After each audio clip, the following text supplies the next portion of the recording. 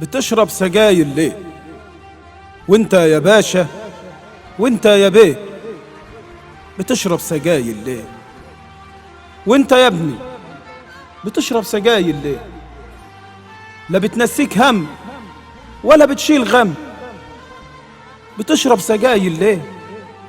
ولو جابلك فقير تقول له يحنن عليه. بتشرب سجاير ليه؟ والله هتتحاسب وشوف هتقول لربنا ايه. وانت صارف على السجاير يجي 150,000 جنيه. تشرب سجاير ليه؟ ولو سألك على اليتيم هتقول له ايه؟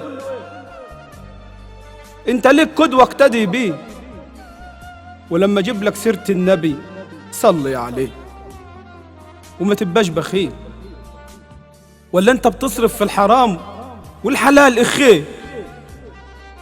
وصلي، انت ما بتصليش ليه؟ الموت بيجي بغته وساعتها هتعمل ايه؟